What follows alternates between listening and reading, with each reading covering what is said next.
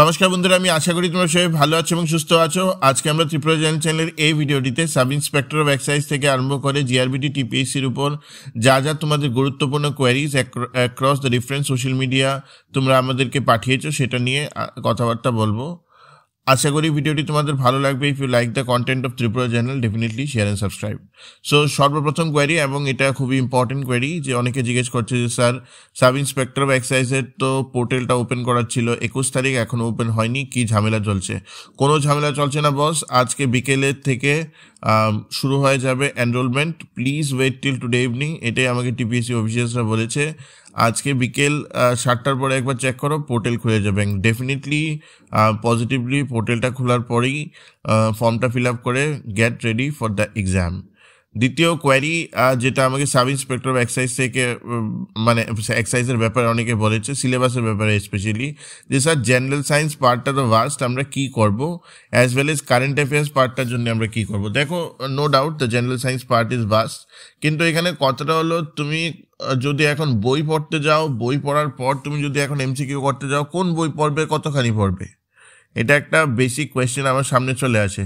And since all of you are science graduates, you should have basic idea of the basic questions of general science. তো আমি যে জিনিসটা বলবো, যেটা আগেও বলেছি, take any two book and go for all the online resources. General সায়েন্সের উপর তুমি যেটা ডে টু ডে পাচ্ছ, এরকম তুমি 100-200-র মতো কোয়েশ্চেন তুমি অ্যাটেম্প করতে থাকো অ্যাক্রস দ্য ডিফারেন্ট ফরম্যাট, তাহলেই you will be able to get a grasp on general science. For current affairs, I will advise last 6 months current affairs. 6 months it depends कि এখন এক্সামের ডেটটা কত পড়ছে। ধরো এক্সামের পোর্টাল আজকে ওপেন হলো and the exam date is in the 7 months, তাহলে we have to study from January 2025, ঠিক আছে? এবং ধরো আনফর্চুনেটলি আজকে পোর্টাল ওপেন হয়েছে, কিন্তু 7 মান্থের জায়গায় এটা ধরো 10 মাস বা 11 মাসে হচ্ছে। So for whole 1 year almost or 1.5 year যেটা আছে কারেন্ট অ্যাফেয়ার্স আমার পড়তে হবে। So it totally depends on when the exam date will be there, এর প্রিসিডিং 6 months। তো তোমাদের মধ্যে অনেকের কোয়েরি আছে যে স্যার এই যে কারেন্ট অ্যাফেয়ার্স পার্টটা, সেটা আমি কোথা থেকে কভার করবো? দেখো, অনলাইন অনেক ফ্রি পিডিএফ পাওয়া যায় for monthly current affairs, that you have to do. আমার যেটা ফেভারিট হলো সেটা হলো exam Veda, so that will cover the basic monthly current affairs for all of you.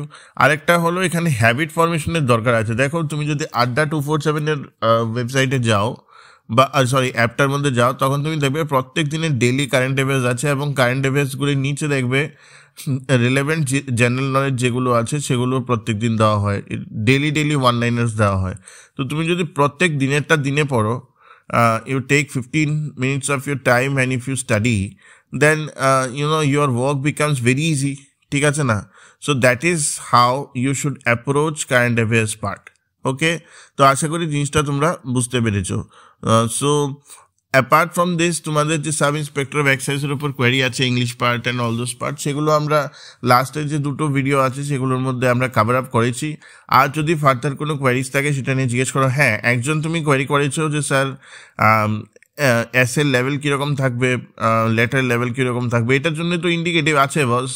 Last ইয়ারের যে কোয়েশ্চেন পেপারটা আছে সেটার মধ্যে এসের লেভেল কীরকম হবে সেটা নিয়ে একটা মানে কথা আছে, সেটা মানে স্ট্যান্ডার্ডটা ওখানে বলা আছে। সো কাছাকাছি হবে, it will not be too hard, but we need to prepare for easy level, moderate level and hard level. তো সেটার উপর আমরা ফিউচারে কথাবার্তা বলবো। So that is all about sub inspector of excise age of. আচ্ছা, তোমাদের মধ্যে সেকেন্ড কোয়ারি হলো জিআরবিটি 2কে নিয়ে, কে স্যার গত বছর তো জিআরবিটি যখন কমপ্লিট হলো, তো তখন আমরা দেখলাম 2টো ক্যাটাগরির পোস্ট আছে, একটা হলো গ্রুপ সি এলডিসি এবং গ্রুপ ডি এমটিএস। তো এবারও কি সেরকম হবে? No, not at all. যেটা জানা যাচ্ছে যে রিকুইজিশন অনেকগুলো ডিফারেন্ট টাইপস অফ পোস্টের জন্য আছে। অবভিয়াসলি তোমার 70% of the total number of post যেটা জিআরবিটি 2 এর নোটিফিকেশনে থাকবে, তার মধ্যে 70% এলডিসি এবং তোমার মানে টোটাল স্ট্রেংথের এলডিসি এবং এমটিএস এর হবে।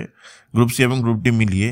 কিন্তু বাকি যে তোমার 30%-এর মতো পোস্ট আছে, that will be miscellaneous post, ঠিক আছে, যেগুলো টিপিএসসি হায়ার করে না, বাট দে আর দেয়ার। কিছু পোস্ট কিন্তু আমাদেরকে অনারেবল ট্যুরিজম মিনিস্টার উনি যখন প্রেস কনফারেন্স করেন যে এগুলি আসবে জিআরবিটির আন্ডারে, সেটা কিন্তু লাস্ট 6 মান্থসে উনি বলেছেন।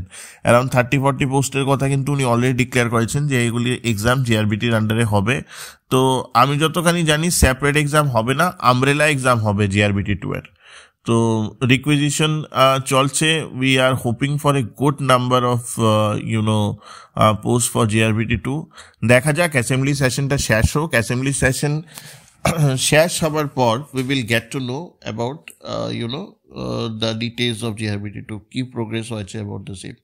নাও তোমাদের মধ্যে অনেকের কোয়েরি আছে, স্যার মানে স্পেশালি এমপ্লয়িদের কোয়েরি আছে, স্যার অনারেবল চিফ মিনিস্টার তো বাজেটের প্রথম দিন ডিএ ডিক্লেয়ার করে দিল 3%, and now the total day is 33%। স্টেটের থেকে সেন্ট্রালের ডিএর গ্যাপ হলো 20%। স্যার এটাকে মিটিগেট যদি না করে তাহলেও তো চলবে। অ্যাকচুয়ালি ব্যাপারটা হলো, দেখো আমি প্র্যাকটিক্যাল কথা বলছি, I am not somebody who is going to talk illogical things. আমি ত্রিপুরাকে যদি আজকের দিনে দেখি, compare to A Mumbai, Delhi or Assam or something like that, ত্রিপুরার মধ্যে আজকে একটা ইন্ডাস্ট্রিও নেই, ঠিক আছে। It is not like that K different ওয়েতে গভর্নমেন্টসরা ট্রাই করছে না পুশ অ্যান্ড পুল করার জন্য, কিন্তু ক্যাপাসিটি বিল্ডিং হচ্ছেই না in terms of industry and commerce for the state of Tripura. এরকম একটা সিনারিওতে, এরকম একটা সিচুয়েশনে আমাদের স্টেটের রেভিনিউ ইজ ভেরি লিমিটেড, ঠিক আছে। It is mostly up to tax collection and some sort of miscellaneous activities that happen in the state. তো এই যে মানে লিমিটেড সোর্স অফ রেভিনিউ, এর মধ্যে it is very hard, DA is totally related to the, যেটাকে বলে না DRS allowance, কিছু কিছু স্টেট দিতে পারে because they have the industry, they have the capacity, they know that the money that the government or that particular state government will spend, it will again come back to them. The same is not possible for the state of Tripura, so it will take time.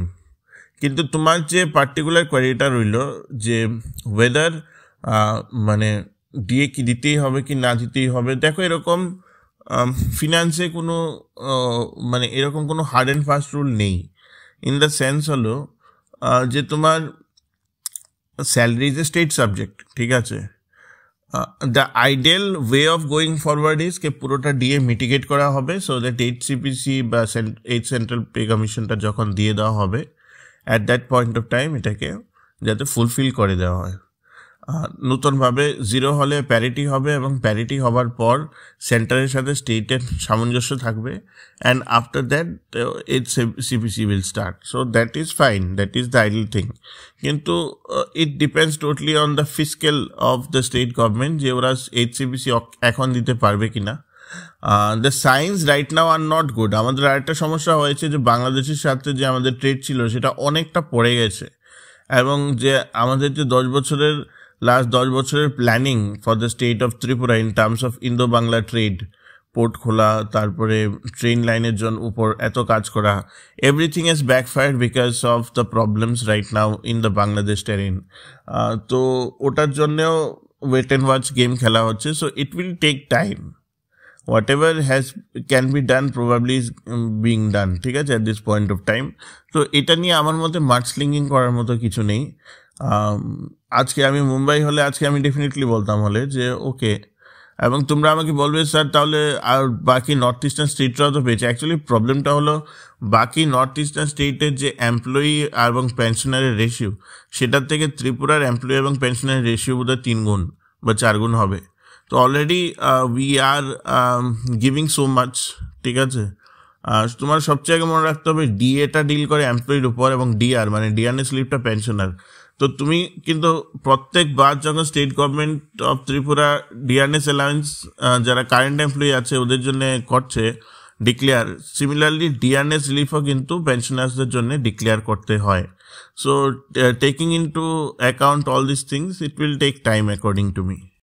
তোমাদের মধ্যে একজনের query, specially he is part of the TPSC batch, তো he has asked me something যে sir আমরা যে Tripura civil service মেইনসের যে preparation করি এখনো আমরা অ্যাকচুয়ালি চ্যাপ্টার ওয়াইজ করছি, তো সেটা যে করি স্যার একটা অ্যান্সার লিখতে অনেক ভাস্ট টাইম হয়ে যায় এবং আমরা দেখি যে ত্রিপুরা সিভিল সার্ভিসের মেইনস পেপারের যে প্যাটার্ন আছে সেই প্যাটার্ন ওয়াইজ অনেকগুলো অ্যান্সার লিখতে হয় উইদিন 3 hours, লাইক 150 মার্কসে লিখতে হয়। আমরা কিভাবে লিখে জিনিসটা কমপ্লিট করব to the best of our ability. এখানে দেখো ব্যাপারটা বোঝার চেষ্টা করো। আমি আগে ABCD শিখি, তারপরে আমি সেন্টেন্স বানানো শিখি, ঠিক আছে? এখন তুমি যখন চ্যাপ্টারের প্রিপারেশন করছো, you should not be necessarily looking into the overall exam scenario. কেন আমি বলছি? কারণ আগে আমার বিল্ডিং ব্লক মানে চ্যাপ্টারগুলির প্রিপারেশন ভালো হওয়াটা খুবই দরকার, তারপরে আমি ওটাকে নিয়ে 19-20 খেলতে পারবো। The biggest problem that happens with Tripura civil service mains experience আর তারা এনাফ ফুল লেন্থ মক দেয় না। 3 ঘন্টা প্লাস দিলেও ওরা টাইম ম্যানেজমেন্টটা করে না। ধরো বাড়িতে বসে যদি কেউ ফুল লেন্থ মক একটা দিচ্ছে কোনো কোচিং সেন্টার থেকে নিয়ে এসে, 3 ঘন্টাটা ও শেষ করলো 3.5 ঘন্টায়, হি ইজ স্যাটিসফাইড, কেউ ভালো লিখেছে। কিন্তু এই যে হাফ অ্যান আওয়ারটা, that becomes the problem. The more you do full length mocks, especially for Tripura civil services, the better you get in your speed, in your muscle memory, ঠিক আছে? প্রথম যে তোমার মকটা হবে ফুল লেন্থ মক, ডেফিনেটলি তুমি ওখানে 10 mark ছেড়ে দেবে, but then you will realise there are tricks যেটা তোমার মাইন্ড তোমাকে পুশ করবে যে for the next mock I will, no matter what happens, I will not leave a single question. তারপরে slowly it becomes your adaptive memory, it becomes your muscle memory. By the end of the 5th full length mock, more or less you are ready for the exam. So the more you practice, the more you give full length mocks, the more you write. Writing এর কোনো alternate নেই boss. That's what I say to each of my aspirants. The more you write, the better you become creatively.